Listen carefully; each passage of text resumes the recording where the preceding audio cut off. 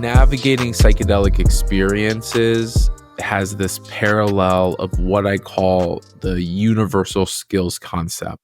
And what I mean by that is that the same tools that help and support you to navigate psychedelic experiences are the same tools that help you to navigate a meaningful life. And so what I see is that the abilities that you are developing and honing in with in prep, the actual process of preparation that you're going through, the actual navigation of the psychedelic experience, that applies to both everyday life and psychedelic journeys. They can help to navigate complex situations, promote personal growth, maintain balance.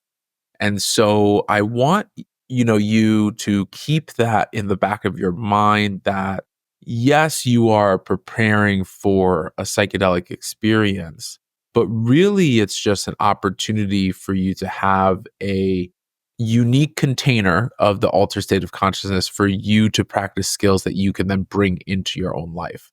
And so when we talk about the idea that you are in ceremony the moment that you decide to have a psychedelic experience, in a funny way, the way I'm describing it is that you are already also in integration when you begin the preparation process. Because all of the things that you will be doing in preparation directly feeds into integration. And so why wait after the psychedelic experience for that priming of an integration process? You can actually start that in prep. And so that's the universal skills concept. I hope that that makes sense for folks. And it's been really, really applicable in my own life. And it has kind of allowed this open pathway for me to take a lot of great navigational tools, insights that I've gleaned, things that I've done to connect the dots in my own psychedelic experience and be like, okay, there's this direct pathway and how I can bring that into my life. So I think that psychedelic preparation really serves four main initiatives, and I'll spend a little bit of time here to talk through some of those and try to give some details and some, actionable insight with that. And then we'll kind of circle back to some of these as we weave in and out around this next section. So the four main initiatives are using prep as practice rounds. The second is using preparation as a tool for self-discovery and inquiry. Then I think the third focus is using preparation as an opportunity to connect with your facilitator, community, and psychedelic medicine, right? Leading up to the experience.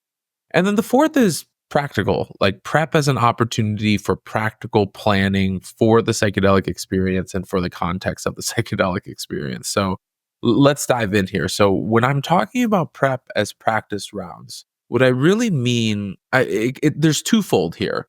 One is that there's an opportunity in preparation to dive into your content and do some of the internal work in advance of the psychedelic experience. So folks have heard me talk about this before. I describe this as having the ability or the invitation in preparation to do a little bit of excavating of the self. And obviously within that deep internal discovery, there's probably going to be stuff that is uncomfortable.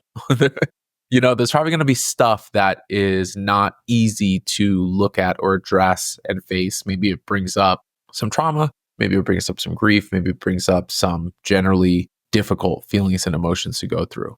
So preparation gives you this opportunity while you're sober, before you get into the altered state of consciousness, to have these little micro exposures to content you're not comfortable with. Like I said, things that might be of a sensitive nature.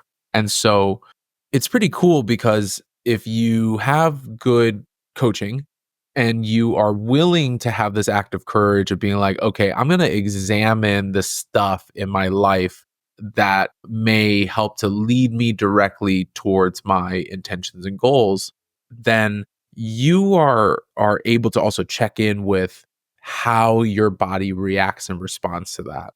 So some people may deal with some content in their life and it brings up like a visceral response, a heightened sense of anxiety, panic, discomfort. Maybe there's actually like a psychosomatic thing going on. Oh, my stomach tightens up, or I start to cramp up, or my chronic pain flares up when I'm thinking about this really uncomfortable, difficult thing.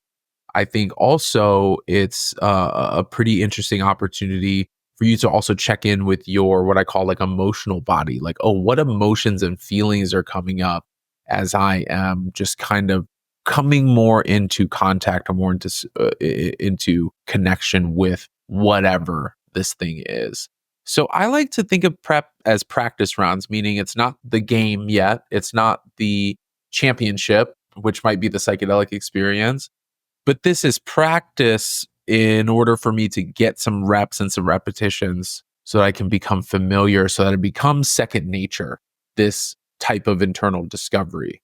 The other way that I'm talking about prep as practice rounds is also the ability to exercise tools to actually navigate the psychedelic experience. So most of this relates to good mindfulness practices.